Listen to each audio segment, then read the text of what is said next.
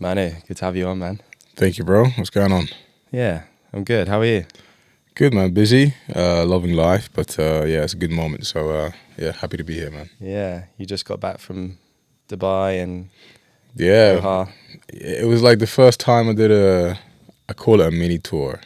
So I started Portugal, was in the Algarve region. Next day, Mykonos, Doha, Eos, Greece, Dubai. It was good, man. Good fun, good fun. Cool. Was from that? How was Mykonos to Doha? So Mykonos to Doha, did I do Mykonos Doha? Yeah, it was Mykonos Doha, right? Now I'm forgetting where I was, but yeah, it was a lot of moving around, some delays, of course, as you can expect at Mykonos airport.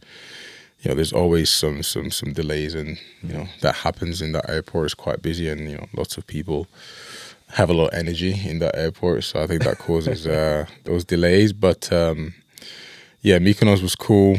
And yeah, I think every single show had something different. I learned a lot during this time. Again, it was only a week where I was traveling like this. It was the first time for me to travel like this and perform. But I loved it, man. I loved every single minute of it. It was cool. Yeah, that's really interesting. What did you learn? Like, what was the reflection? I mean, for me, it's you have to treat it as you're performing, right? So as a DJ, as someone that people come to see and enjoy and connect and share energy, I think you have to lock in when you play.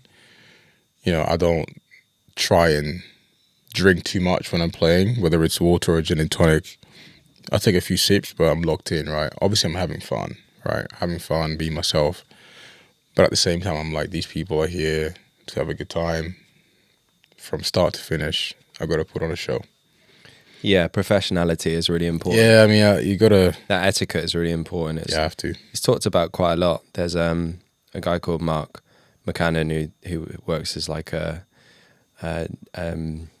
entourage, like looks after DJs that come to the event, and he talks about DJ etiquette a lot and the difference between, I guess, people who really succeed and go far. They don't get too wrapped up in the party. Not that you can't succeed and get wrapped up in the party. Oh, We've seen that, plenty of examples of that still working. Absolutely. I think it's... I love the DJs that can make it seem as they're the party type, but at the same time, as soon as they're off social media or it's behind the scenes, they're super professional, right? Yeah. There's some DJs, I'm not going to, mention any names, but they seem as they're these party people.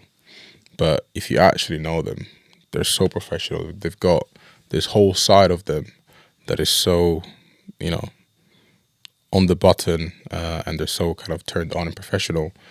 And I really respect, people that can do that. So I try and do that myself. Yeah. To model that is really important.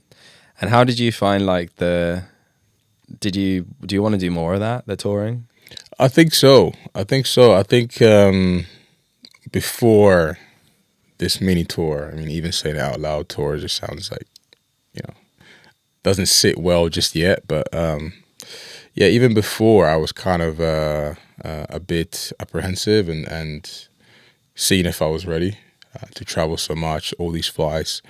I don't like flying myself. It's not my favorite thing to do. But again, you've got to be quite robotic with it. If you get on the flight, try to get some sleep, try to do some work, prepare before you whatever activity it may be. But yeah, man, I really, really enjoyed it. Really, really enjoyed it. Yeah, that's really cool. You said there, you just said like tour, not quite ready to say that. What did you mean by that? For me, it's I'm I guess someone on social media, an influencer, this person that built a bit of a following from my videos, from my content. And now, of course, I was a DJ before. I was doing these videos on social media, but now in the Afro house space, being seen as an influencer, being seen as this person that promotes the scene and promotes music, but now being a DJ, I still have to come to terms with that. Not in a bad way, but I still have to kind of own that. But I think when you see me behind the decks, I'm comfortable. I'm quite comfortable. I mean, I know what music to play. I know I have the music. I have the IDs. But I think the fact that also I am working on my own kind of productions, which will come out. But yeah, it's just a journey, right, that I have to get to grips with. But I think we're getting close with that. But yeah, there's just a few kind of steps that I have to tighten up. Yeah, it's interesting because some people believe, oh, I can't be a DJ unless I make music. But often I hear, when I listen to stories, especially on the podcast, a lot of people start off as like DJs and like they just are great selectors. For sure. And then they step into the production a bit later just to elevate or sustain or grow the career. Yeah. Obviously, some people go and they're natural producers and they pick up DJing a bit later. There isn't really a wrong way to like embody or step into it. Not at all. Sometimes you don't have to have like that width. Like I think what you kind of gone deep into is like depth of the original art, like selecting the right track, which is like, you know, when I go see a DJ, I think it's really important that they still put on a show because they are like an entertainer. You are.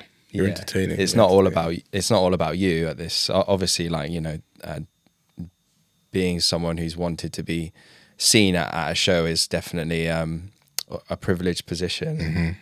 Everyone earns it, but it's also about like the actual thing you're doing there is you're making everyone have a good time.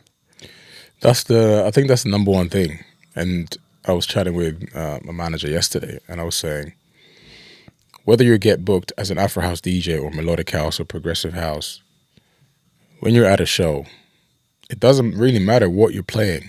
Excuse me. As long as the people are enjoying it, as long as the people are vibing with you, I think that's all that matters because they're there to see you, right? So it doesn't really matter what you're playing. For me, it's just showing that depth of track selection, making sure that you read the room, making sure that you get the energy back and you also give it. And yeah, for me, that's very, very, very important.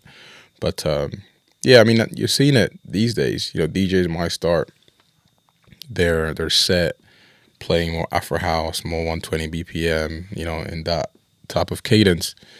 And then they take it all the way down and they're playing Jennifer Lopez or they're playing completely different tracks because now I think it's more of a party rather than a DJ set. I think that's kind of the vibe where we are in 2024. It's more of a party vibe setup, but yeah, that's kind of where my head is at, especially when I'm performing. Yeah, I don't think there's anything wrong with that. No, for sure. There's no like wrong way to do this thing. For sure. As long as people kind of come away and they're like, "That was so good. You've got to see this guy." For sure, and I think like that's like the bottom line sometimes. Yeah, and electronic music is becoming more global. You know, yeah, pop music is now electronic. It's now electronic. I was listening to Gordo's new album, and there's all types of genres in the album. It started more Afro house, deep house, and then, you know, it was more kind of R&B-ish, Latino. But I don't think it really matters what you're playing, as long as obviously you've got your values, your vibe, you know, people understand who you are and what you're selling. But once they're in the door, you know, if they're having a good time, I think that's the main thing. Yeah, definitely. And going back to what you were saying, like you were a DJ before, like when did you sort of pick that up? So I picked that up, I want to say like 2016. So I used to work for a company called Dimension Data in South Africa, but based here. So I used to go to South Africa quite a lot, 3-4 times a year. So obviously, you know, Afro House in London, it was a thing, but it wasn't something that I was exposed to before I went to South Africa. So making those trips, you know, you work obviously 9 to 5, and then after you go to a bar, and the music that they were playing at these bars was completely different. You know, Son of Musician or Shimzo, Black Coffee, or, you know, these types of DJs that they were playing at the time. And I was just like, this is just the best. Because it's just soulful music, still deep, still quite techy. You know, it's got that effect, that deepness. So that versatility just spoke to me. So I was taking that music back home to London, and then, you know, just started DJing. Of course, I just started in a bedroom, and then started knocking on bars, just being like, let me DJ, let me DJ, let me DJ.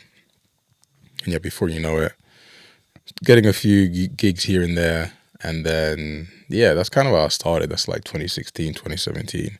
So I was doing that. And then, yeah, I think, you know, back then I didn't have the IDs. It was just, you know, a lot of YouTube, ripping tracks off YouTube, as people still do now. Yeah. You know, that hasn't gone away. But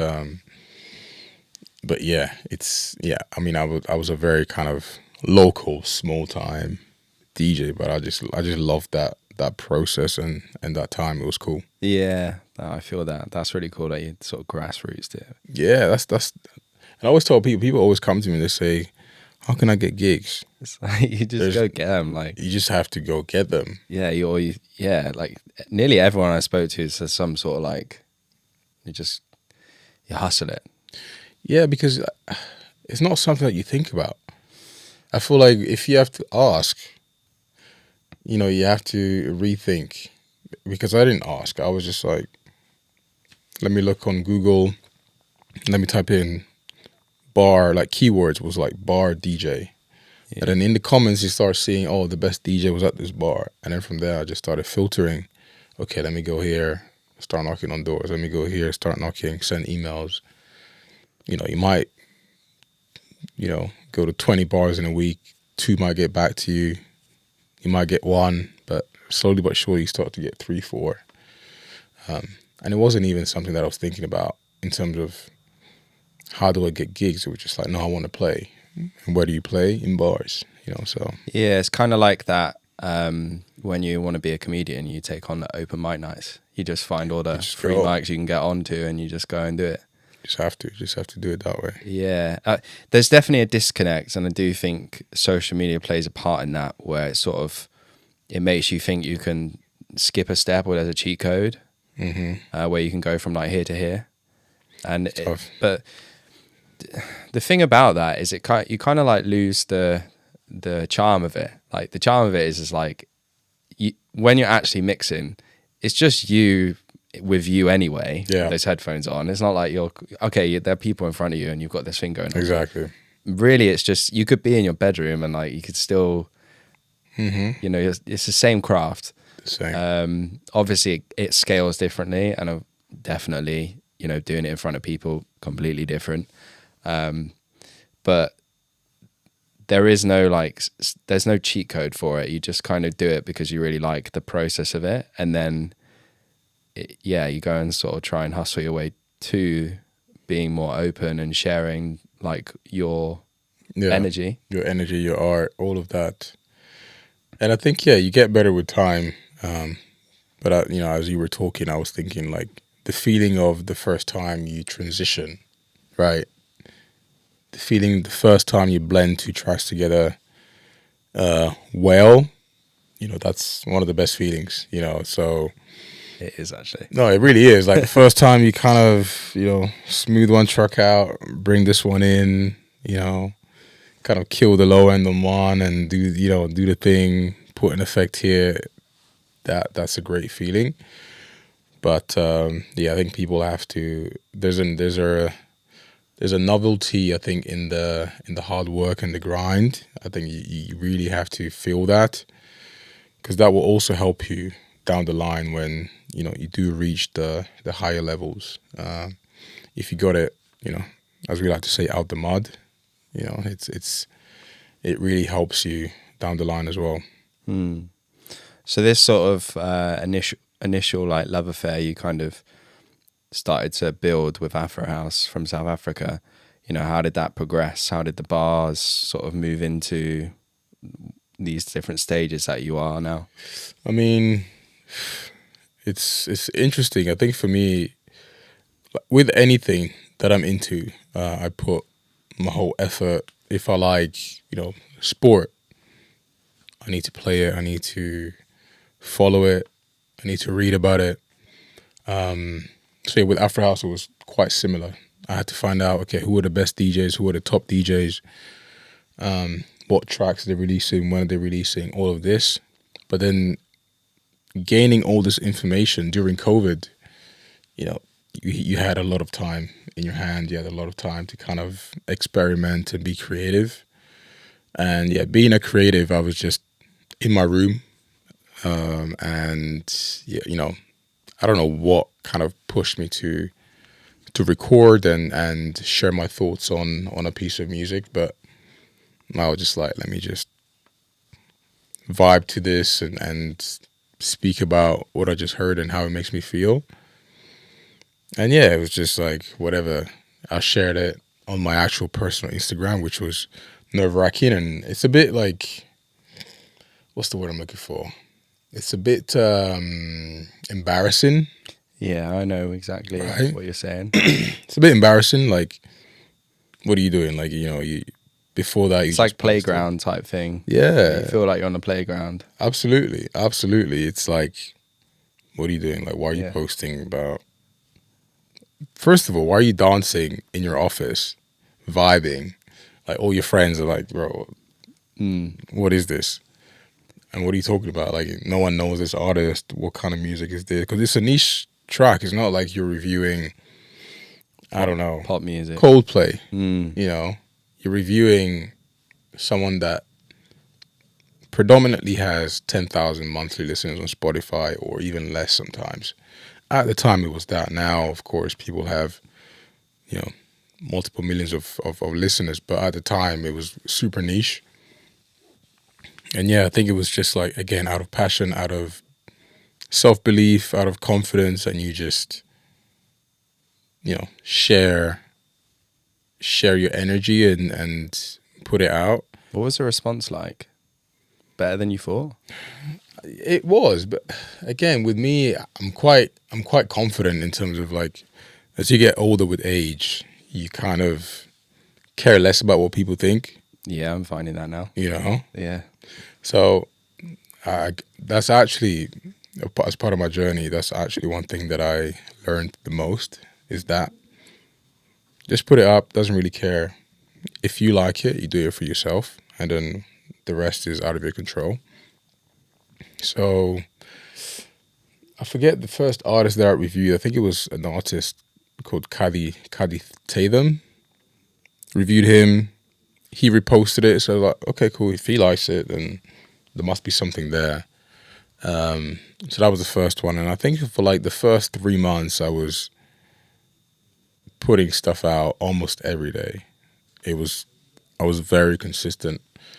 Probably for the first year, it was like every single day, a weekday, putting stuff out, and yeah, slowly but surely building a following, and yeah, of course, with that, your confidence builds. So, So, yeah, a bicep curl.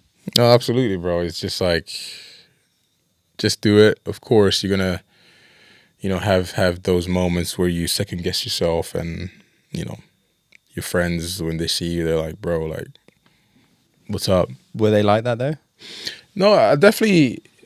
Maybe you don't have those conversations directly, but you can sense energy, right? You can sense energy. I think you can sense when people are like, "What is he doing? This is a bit weird." Or if you have, I mean, this may sound a bit, I don't know, but say you have people that always like your content, and then when you change it, you know, they don't have the same engagement with your content, or they don't have the same interaction with your content, right? So I think things like that, I think conversations that you have, but I think it's like with anything in business, and it's not to say that, you know, people don't support you, but it's, you have to be your biggest supporter. Like, it doesn't matter what is happening on the outside. It's like, if you enjoy it, if you believe in it, if it makes you happy. I mean, I'm laughing now because, you know, Yeah, but not looking back now. No, There but was a it's- time where you were like, whoa, no, for sure. I think it's just like, post it, deleted it, archived it, or whatever. no, with every single post, Yeah. especially at the beginning when you're experimenting with different types of content.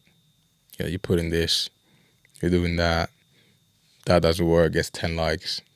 What did you do then? Did you just like, did you post it and like turn your phone off, or did you post it and leave your phone for a bit? Did you post it and constantly check it? For instance, I hear like when Joe Rogan posts stuff or posts episodes, he doesn't really listen to it again.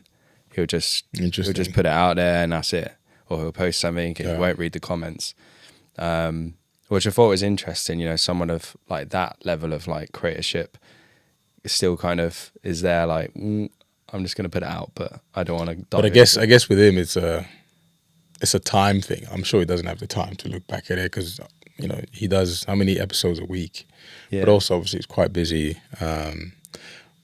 But no, it's an interesting one. With me, it's a mixture of things. Sometimes I'm constantly checking my phone. If it's quite, if I don't want to look at it, if it's quite cringy, then most of the time I just leave it and like, couple of hours, have dinner, do what I need to do, and then look at it. But usually, man, I'll tell you, like, I've had some cringy content that has got millions of views. Like, it's crazy. Yeah. Like, you post it and you're like, I don't want to post this. But then you look back and it's just like 10,000 views in 20 minutes. You're like, what? That's crazy. Yeah. I started sharing more stuff around like how I think and how we sort of, some of the sort of more work approaches I think about with Trackstack, and that seems to get very different engagement from people, and people reach out directly. It's it's really nice. One thing I kind of do when I'm sharing stuff is always remember like it is just one individual receiving it. It's not like everyone's looking at one phone at you. It's like, to that person, it's just between you and them. Right. So you're always kind of speaking to one person. I love that. That is a great perspective, and I never saw it that way. But I think that's very powerful, man. Yeah. It's very, very powerful. And I think, I kind of flirted with this perspective yesterday when I received an email from someone that watched my YouTube videos, and they sent me a long email with a mix that they had created with a lot of the tracks that I shared, and they were just saying how I inspired them, this and that, and the impact that I've had on their music choice and music taste. But that's powerful, right? It's sometimes you're just making videos for however many people, but it just takes one person to make you realize the impact that you're having. Yeah, no, that's a really important reflection back of like what you're doing. 'Cause sometimes it's like, well, what are you doing it for? There's a little bit of self-grandiose in it of like, oh, I want to create it for like, because I want to. And then there's like, but it has a ripple, and sometimes the ripples are, and you don't fully see them. And then sometimes you like have reflections back where you're like, oh, this is the impact.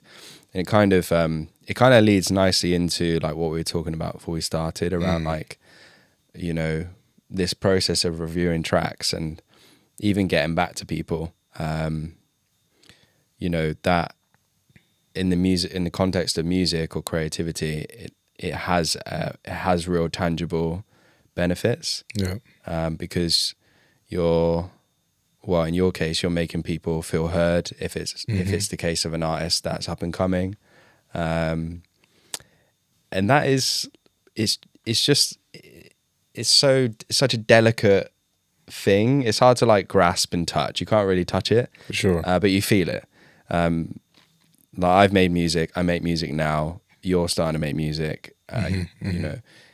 That process in whatever creative field, actually, telling your first joke, telling your 100 joke, the first video, 100 video, there's still this idea of like creative revealing, which is why a lot of people don't reveal their creativity, because it's very vulnerable to reveal your creativity.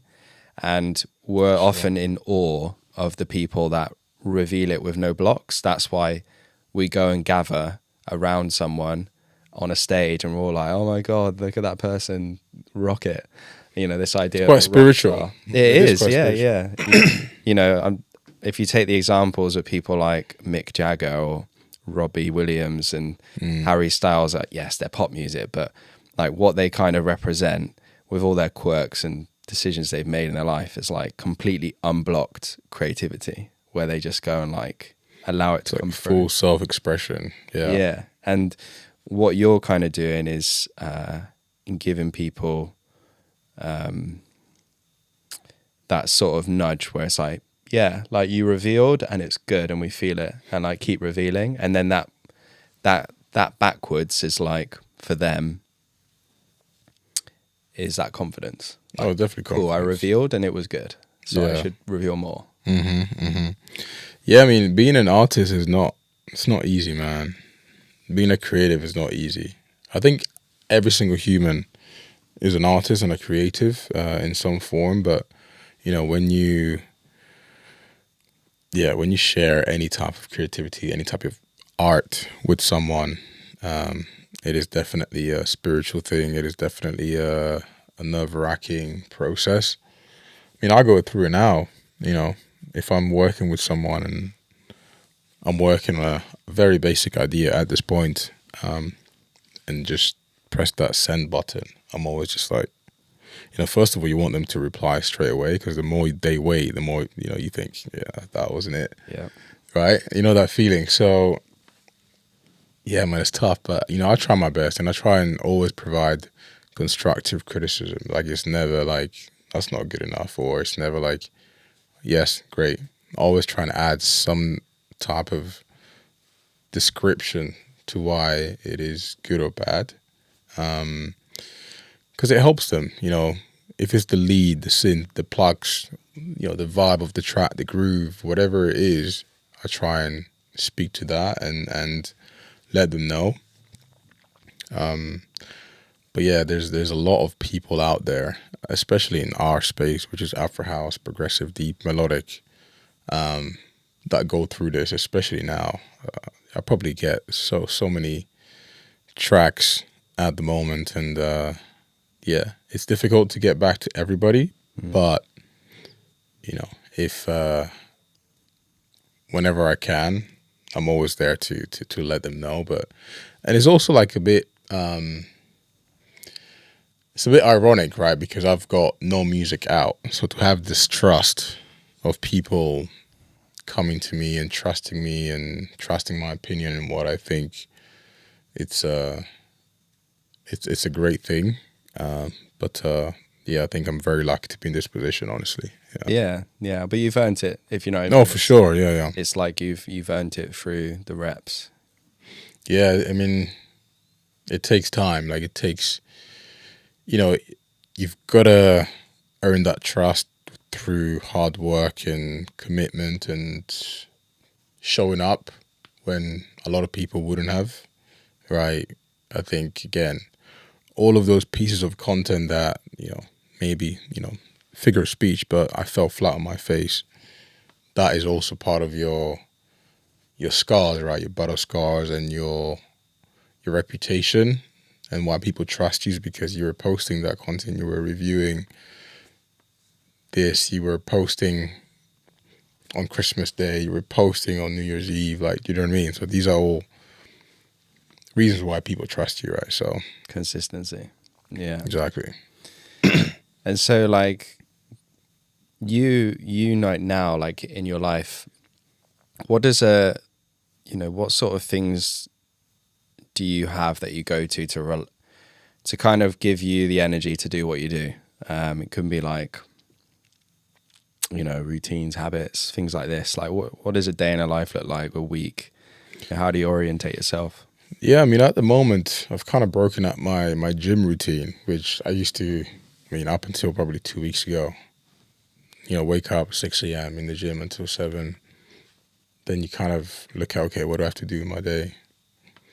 So I think right now I'm just trying to break that up a bit, just to see, like, okay, what's the kind of next phase? How can I switch things up a bit?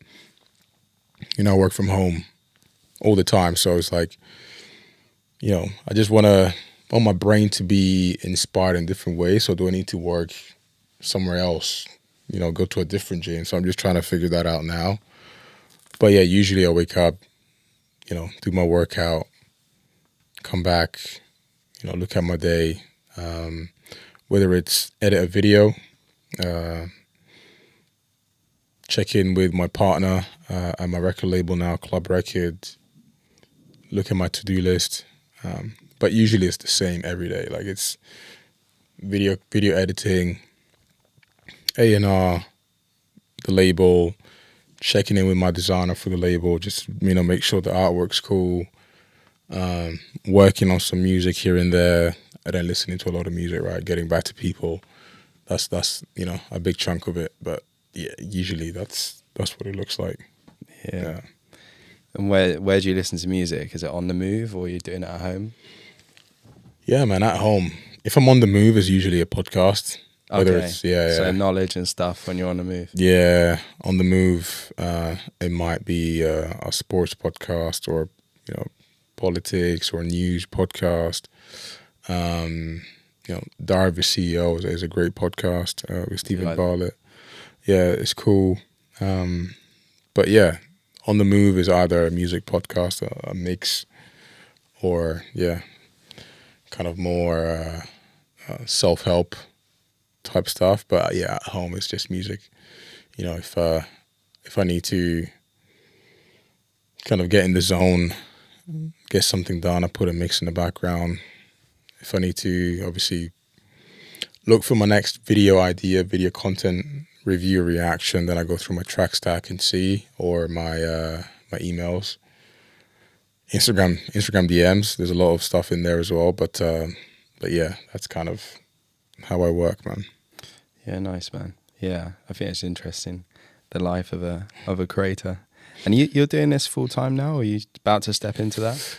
Yeah, I mean, I realized a couple of months back that I could do it full time, but I think just kind of living in London, I feel like bills and prices and cost of living is rising by the week. So I just like to have, my full-time job, but also my full-time job allows me to treat the creative side of things also as a full-time job, right? Not as a hobby.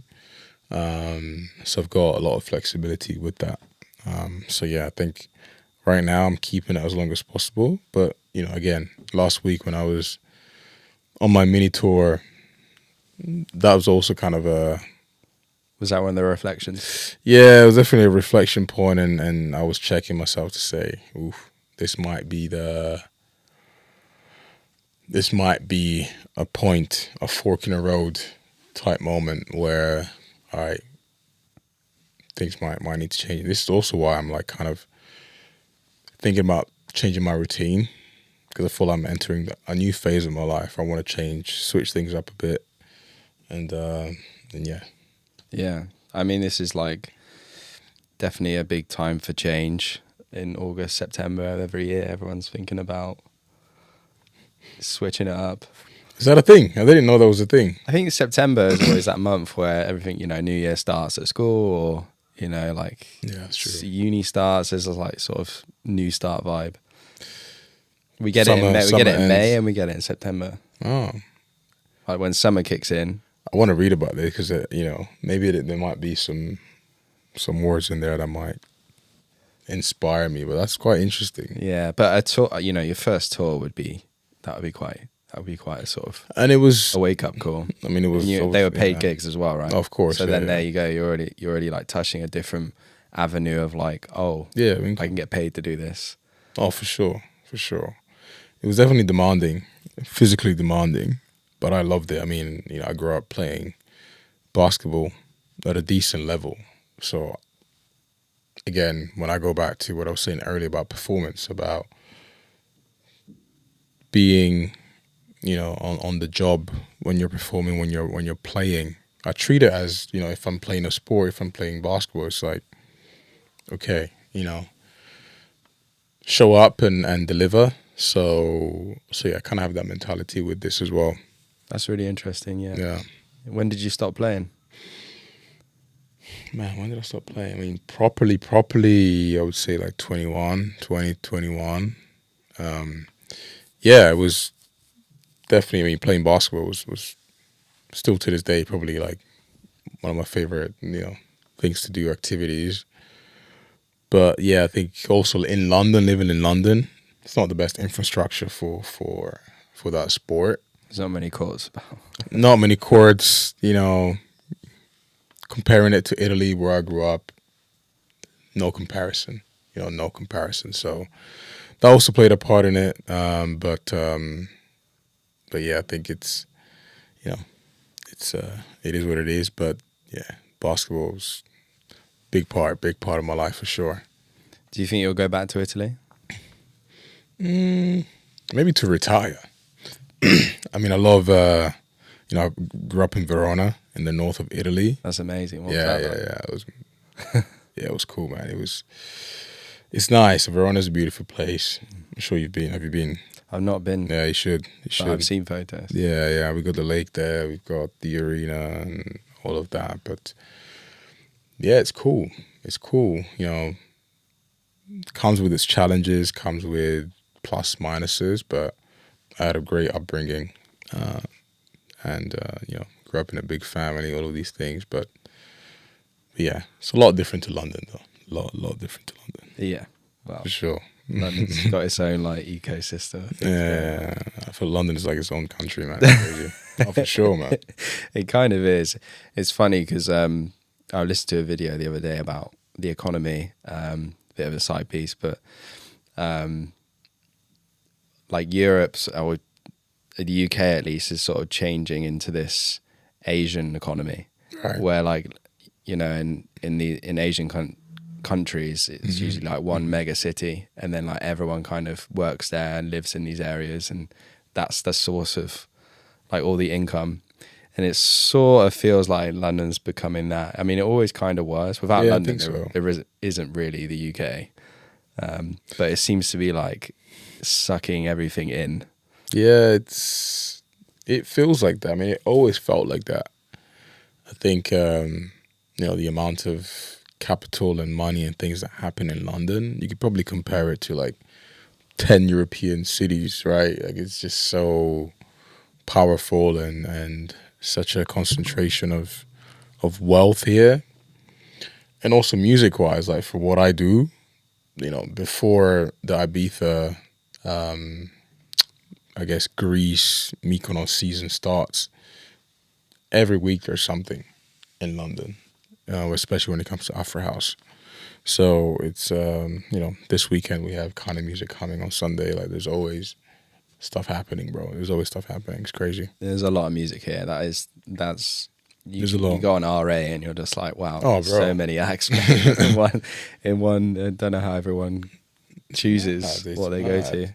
Yeah, man. Do you take a lot of inspiration from, you know, who are you taking inspiration from? We mentioned Kind Music. That must be quite a big influence in, you know, this driving this sort of genre and more awareness of this genre, because it was kind of not saying niche, but it wasn't necessarily the go-to For for sure. everyone. But now I see more and more of that being like a choice for producers to, you know, start making and Yeah, for sure. so on. I think the trend setting, you know, what they've done. I mean, have you seen people wearing the scarves now? Everyone's wearing the Yeah. NME scarf. I mean, you can say what you want about that, but that is just influence. That is influence. That is what they're doing. Their sound that they're making, everybody's trying to replicate. Everybody's going to their shows. Everything is always sold out. I think they're a big influence. But I think for me, it's just about doing what I want to do and staying in my lane. I think, yeah, when it comes to like producing music and thinking about, okay, what kind of music do I want to make? Yes, it's difficult not to sound like them right now, like, because again, we were talking about this earlier. What the model is now for a producer is make a track, send it to them, and hope that they play it. And that's going to boost the value of your track, is going to boost your profile, is probably going to work in your favor in terms of streams as well. And it works, right? It's either you send it to Kind of Music or you do a remix of a 90s track or a popular track, right? Those are the very two popular models right now that producers are following. But I think, are they sustainable? I think that's the question. I'm not going to say yes or no, but it's just like, if you're a producer out there and you're listening, it's like, find what you think you can own for a very long time, right? Because if you're trying to make music for this person or that person, or if you're trying to jump on a remix, it works. I'm not gonna lie, like, it works. You're gonna get streams. You're probably gonna get a deal. You know, you're gonna get some shows, but there's a difference between, you know, a black coffee and someone that was a flash in the pan, you know, and now, you know, plays once or twice a year, or, you know, whatever. So there's a difference, right? Yeah, this is a really interesting topic. So what you're saying is try to be careful about accelerating too fast.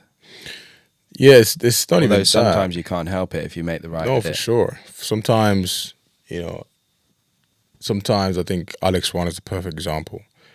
Amazing producer. Milkshake, put him there, and once he got the opportunity, he delivered. Like, he had the knowledge, he had the production, he had the skill, he had the experience as well as a DJ. I'm not sure if you've seen Alex One DJ, but he's very, very good DJ. So I think it depends on your experience. But also, again, Alex One had the foundation. I was chatting to him, and he was telling me, and I've been producing for 10 years, right? It's not that he just made a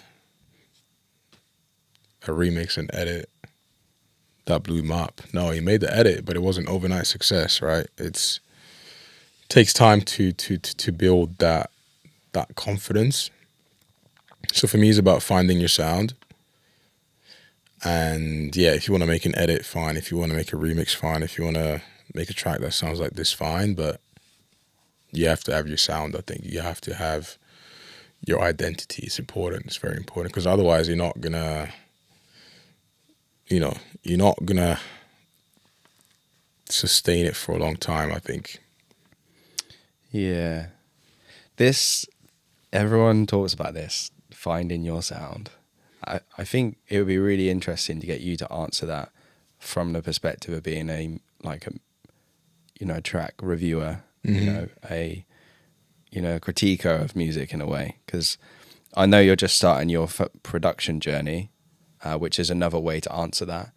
But what do you think it is from like your perspective at the moment, like finding your sound? Like, when do you think people have found it? Is there some ways to describe it? I mean, I'm sure we can, if we really concentrated on an equation, right, and put it figuratively down, I'm sure we could figure it out. But for me, it's a combination of like where you're from, your personality, your influences, right, your friends, the people around you, right. I think in all of these elements, there's traces of finding your sound and what you like. So for me, it's definitely that. But I think right now, what's predominant is who you listen to, which is fine. But I think you also have to go back to, okay, what are my roots? Where am I from? What do I like as a person? What am I like? You know, I think these are all things that dictate what your sound is. I think, like, if you look at kind of music, right, they got the German kind of tech, deep progressive. They got that techno thing. Yeah, it's somehow. there. Like, some of the older stuff, it still has. that's that. Germany. Like, Yeah, let's start there. That's Germany, and then of course influenced by SA, and you can kind of see that in some of the emotional vibe, some of the vocals that they include in some of the tracks. And personality as well. Like, Rampa now makes the more party vibe tracks, and that reflects his personality. And me, it's got the piano in there. A track like Rapture, that's powerful, but at the same time quite soothing and epic. I think you can definitely find correlations in all of these things, and I don't want to say that it's easy, and it might be difficult, but it's not easy. But I think you can start there. I think you can definitely start there. It's a good starting point. Yeah. So it's like a try diagram there. Yeah, I think so. No, for sure. Where you're from, what you like, and then I think there's something there, man. Here's your sound. Like Ikigai. Yes, yes. There's something about that. Maybe absolutely. No, I think so, mate. I think so. Could be a little template for people to fill out. Mm-hmm. Yeah, because I think it's once you sort of decide that this is these are my guardrails. Yeah. A lot of what makes production good is sound selection. So like when you're literally in the booth, sort of on the booth in the studio, selecting the right sounds. The idea of your sound is like boundaries of like, okay, well, I'm not going to go in that sample pack, and I'm not going to go and reach for that synth or this thing over here, because that's not really like within the boundaries that I've defined. Yeah. And sometimes I think when people are like, oh yeah, he or she, they found their sound through many years or sometimes quick, is because they've got these boundaries where like, don't go there, like I stay within this bit. Yeah, you know who you are. You know who you are. And I think that's very important. Yeah, I think you've got to, as you say, I love that, have boundaries. Have your boundaries. Just know what you like. If you never, in your childhood, you've never kind of grown up, you never listened to techno, you never listened to, I don't know, I'm trying to say salsa. Maybe that's not for you. It could be for you. Definitely try and experiment, see if you like it, but likely it's not for you, right? So you wouldn't go there. So I think it's definitely build on your strengths and leverage your strengths.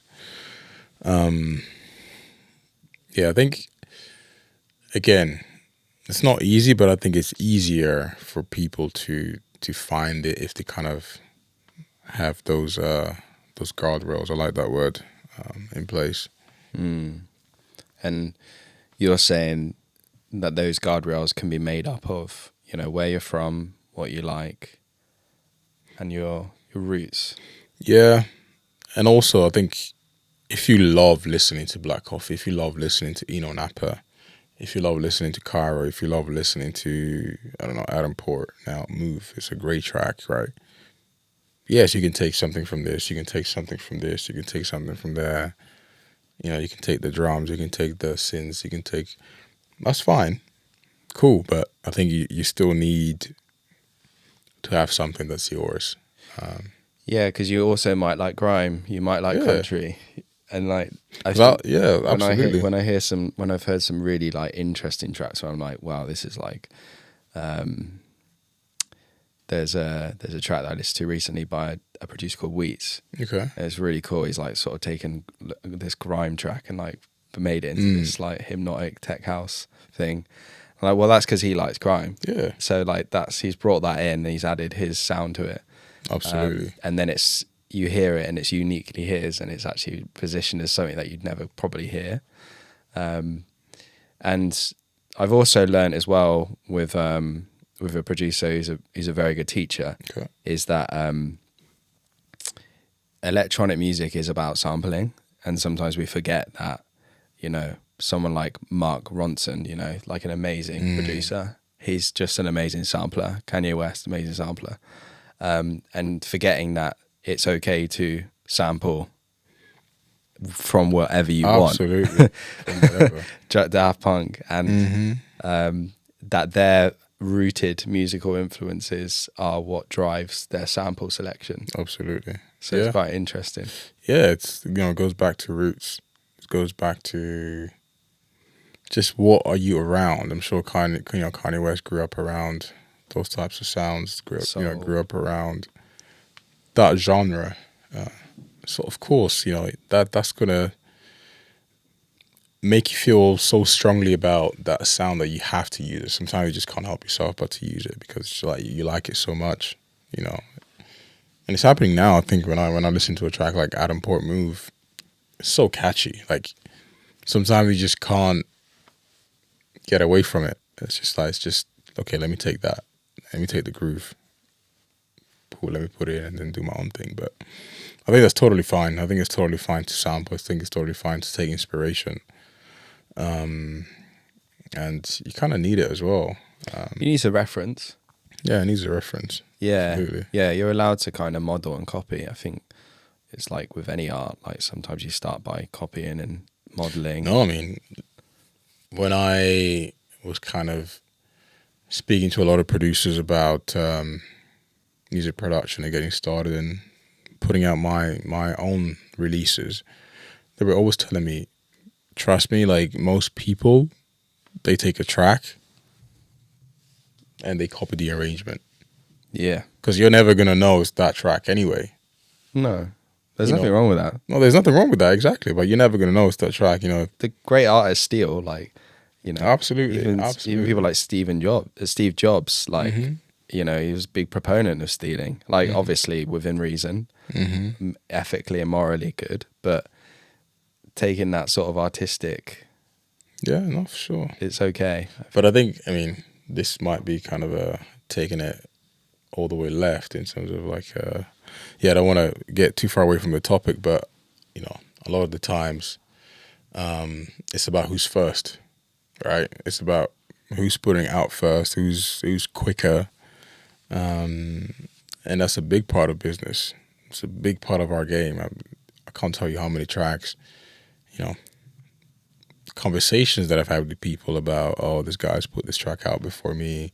It sounds the same. Now I've got to wait 6 months, or, there's always some type of friction and people butting heads about stuff. Interesting. Like, what's the problem with that producer putting out like it anyway? What is he or she comparing that to?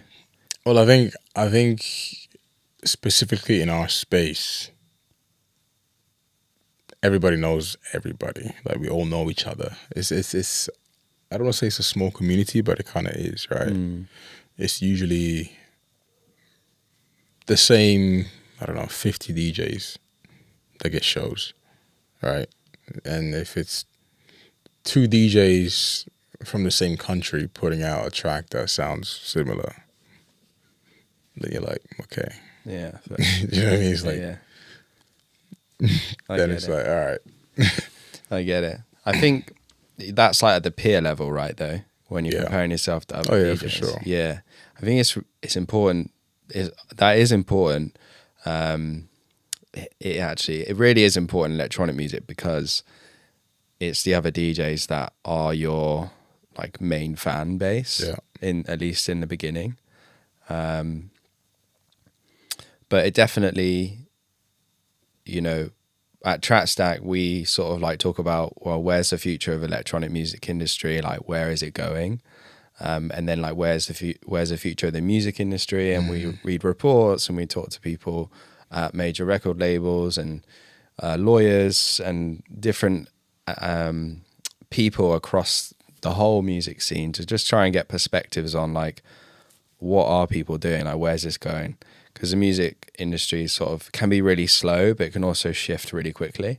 And I think where the music industry is sort of slowly starting to catch up is the fact that the future of the whole thing really is direct to fan, and we talk about it at Trackstack quite a lot. And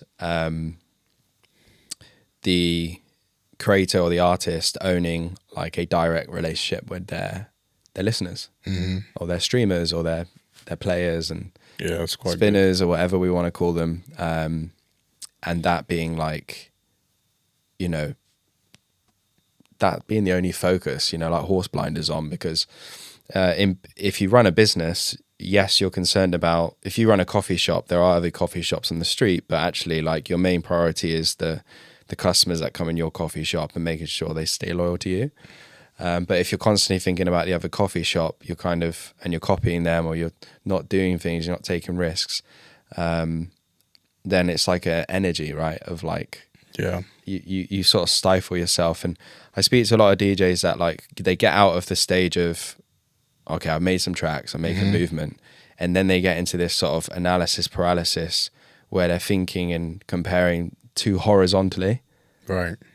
And they're not driving forward. It's the fact that, well, it's your fan base that drives you forward. It's a fan base that unlocks more gigs, because all of the people around you facilitating these shows and promotions are businesses, and they're making decisions that are about, yes, facilitating your art, but there's also like a sound. Yeah. There is a sound business choice behind it. Always. So I always kind of think about this for DJs in that, yes, like other peers can help bring you forward. And there's definitely medals, like these virtual medals that you can collect through honor and integrity of like doing releases with particular labels and getting played by particular DJs. All of that is like important, scoutsmanship in this game, so to speak. You got to play the game. But there is like this inherent, okay, like you're a business and you have customers, and those customers are called fans, let's just say that. And for you to go and spend more time making music or more time DJing, your relationship to those people need to be really well kept and well maintained, because that's what drives you forward. For sure. So when you have tracks and like when you have it, like get it out, get it into their hands as quickly as possible. And there's multiple ways, I think, of getting a track out. And this is where content comes in, right? This is where that engagement, that interaction with your fans is very important. I think you're cutting yourself short and doing yourself a disservice if you just say a track is out now. When the track comes out on a Friday, you just say, you just post the artwork cover, maybe a video of yourself on the second slide and saying, my track is out. I think just churn content, right? If you want to post, especially on TikTok, if you want to post about your track 100 times, you can do that, right? That is a TikTok game. I know it feels like you're just spamming, but you're not. Like, that is literally what TikTok is for. It's just for you to put stuff out there and literally find the perfect formula. And one video should work. I'm not going to say it's going to work, but one video out of 100 should have a lot more views than the other, because that's just how TikTok is built. So I think people have to leverage content and really try and understand what their fan base likes. This is why for me, when I started making my videos, it was, phase 1 was a video made a certain way. Now it's like phase 25, but I got there just by learning, okay, maybe they didn't like this. They didn't like me standing up. I had to sit down, camera in the back, not 1 minute long, 48 seconds. Now I've added a double screen just for a more kind of interactive feeling. Now I'm playing around with my captions, but I think you just have to test. And I think going back to promoting a track, there's multiple ways you can do that these days, man. If it's you playing at a show, when you're DJing, that's working quite well now.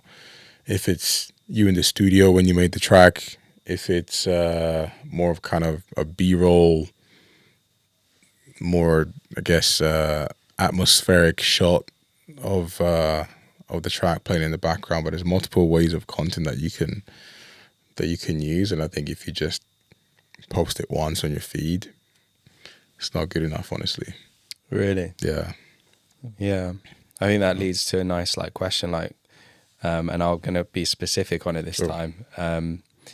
If people were thinking about their next release, what type of content would you recommend them creating to help promote it? I think that isn't the once and done Friday ritual that everyone does. Yeah, I mean, not everybody likes to be in front of a camera. So I think you have to understand, all right, do I want to be in front? Do I want to not even be in the camera? Do I want to... So I think that's number one, is understanding that. But you got to have a schedule. You got to have just a plan, right? You got pre-release, release, post-release, right? So really maximize that time. Work with your record label. How much can your record label help you to create that content? send it to as many DJs as possible. And this is literally what we do. We send it to as many DJs as possible, WhatsApp, email, Instagram, and hope that one of them plays it and we get a video. So that's one way. And then obviously put that on different social media platforms. If you're a DJ, you play it, you promote it. And you can also these days send videos to music pages, DJ pages, right? If it's a good video, more than likely they will share it, and leverage that. I've got spreadsheets of music pages, pages like, I don't know, Afro House Feed or Deep House Bible. There's all these techno pages. There's pages out there, right, that you can use, and they want content. These pages want content because they can just post however many times they want. So yeah, there's different ways. I think right now everything's about track ID, right? So also try and leverage that. What do you mean there? So in terms of there's a mystery. What is this track? People like this conversation about what is this track? Have you got this track? Who's got this track? So there's a lot of energy being spent there around finding out what this piece of music is. So I think, just be creative in that, tease a piece of music so that people get involved, get engaged, want to find out when this track is coming out, create that demand. So yeah, right now I think the biggest ways of promoting a track is DJ support. So if big DJs are playing it, and playlists, of course, that's post-release, but playlists are huge now. That's literally everything, man. So if a track gets featured on a Spotify playlist, share that. If a track gets listed on a Beatport chart, Tracksource chart, because all of that just creates momentum and gets eyeballs and ears rather onto your music. Yeah, that's super interesting. Yeah, there's a lot of steps there. It's a lot there. But I think it's all in front of people, and it's all actually in your hands. What do you think about your style of you reviewing your own track for people to listen to? It's cool. I think that works. I think it's definitely a vulnerable method. That's quite interesting, honestly. I think people need to do more listening sessions. I like when people are in the studio listening to a track. I'd rather that the quality of the video is a lot better, because usually it's very grainy and 360 quality. But I really enjoy when someone is previewing an album. That's super cool.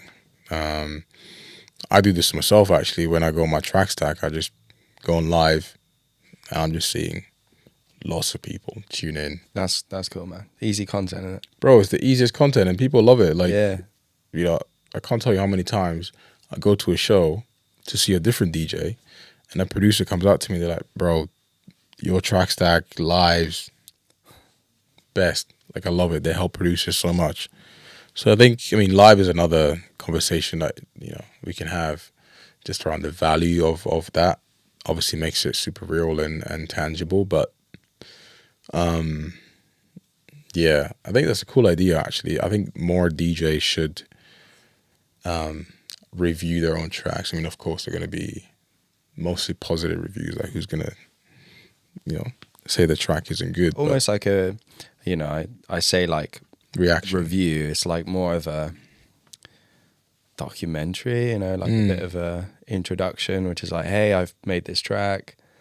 I'm gonna play it to you now.